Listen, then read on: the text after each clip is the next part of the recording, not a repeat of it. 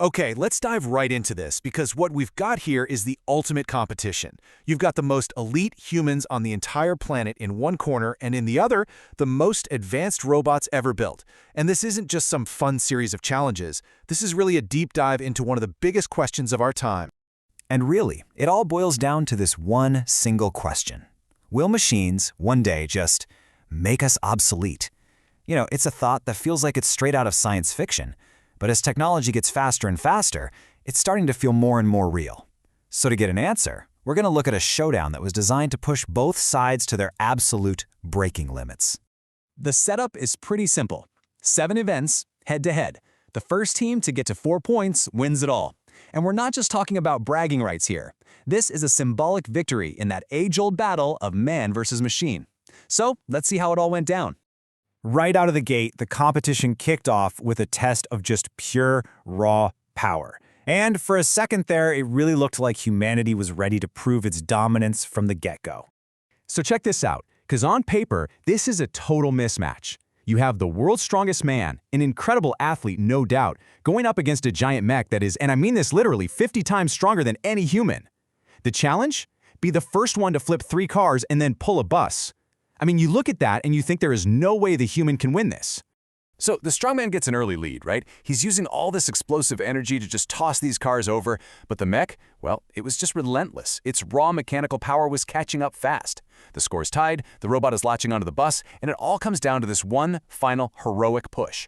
With this massive roar of, for humanity, he just finds another gear, pulls that bus moments before the machine, and boom, he secures the first point.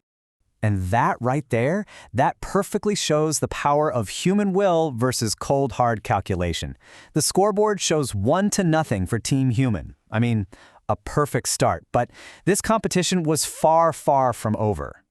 So, with that first point in the bag, the challenges switched from just brute force to real, refined skill.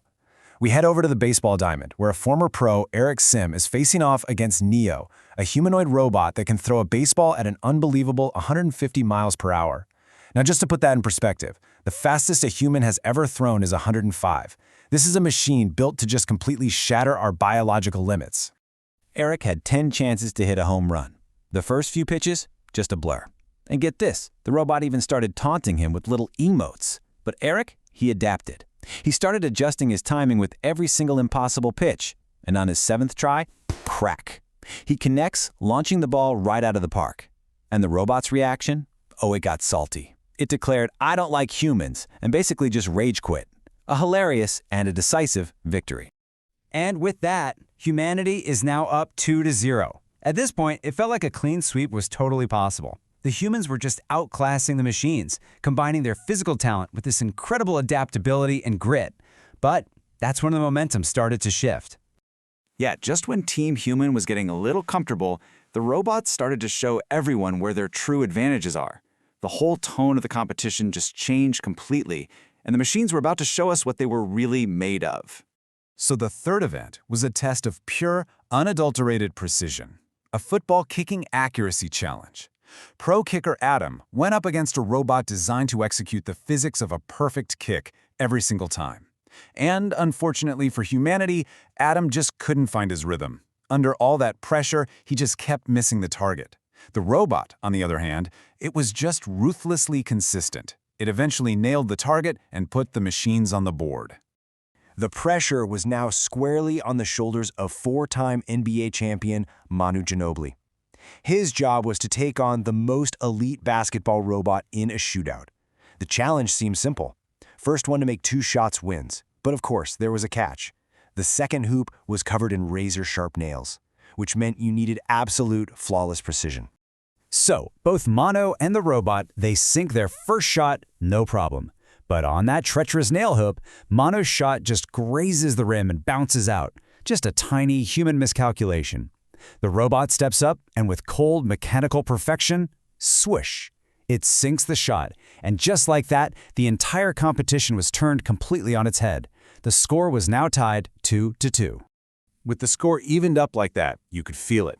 Every single event became a potential series decider. The tension was at an all-time high as the competition moved into its final, most critical stages. This is where champions, whether they're human or machine, are made. All right, next up, A high-speed race. Pro driver George Russell versus a car driven not by a robot in the seat, but by an AI brain that can react thousands of times faster than any human possibly could. This was a true test of human intuition and that feel for the edge against pure, flawless, computational power on a racetrack. So the AI car goes first, and it sets this blistering time of 2 minutes and 1 second. It was a flawless, brutally efficient lap. But then, George got behind the wheel. And he pushed that car to its absolute limit, drifting through corners in a way an AI that's optimizing for safety just never would. He shaved off precious seconds, finishing with a stunning time of 1 minute and 57 seconds, a huge win for humanity's creative spirit. So with the humans now on the brink of total victory, the series moves to the golf course for a game of inches. YouTube star Grant Horvath is facing off against Robo-T, a machine built for one thing and one thing only: precision. And let me tell you, this robot, it had an attitude. Oh yeah, the robot didn't just play well, it talked trash. After Grant took an early lead, Robo-T came back with a vengeance, taunting him right before hitting target after target with this unnerving accuracy. The robot was simply too consistent, totally immune to the pressure that makes golf so incredibly difficult for us humans, and it clinched the win for the machines. And just like that, the lead was gone. Poof! The score was tied at 3-all. The entire competition, the fate of human pride, it all came down to one final, decisive showdown. So this was it, one race to decide absolutely everything. After all the tests of strength, skill, and precision, it all came down to a test of the most fundamental human athletic ability there is: speed. Representing all of humanity was Noah Lyles, the fastest man in the world. But he wasn't facing just one robot. Oh no, he had to beat a gauntlet of 3 of them, and each one was faster than the last. So he easily takes care of the first 2. But the final opponent, this thing called Black Panther, it was different. It was modeled after a cheetah, and it could hit speeds over 22 miles per hour. This was the ultimate test of biology versus engineering. And the race begins. Noah just explodes off the line. But that Black Panther robot was shockingly fast, its 4 legs just pounding the track in this relentless rhythm. For a second there, it really looked like the machine might actually catch him. But Noah Lyles is the fastest man on Earth for a reason. He held on, crossing that finish line just ahead, clinching the final point and the overall victory for Team Human. So what's the big takeaway from all this? Well, humanity won.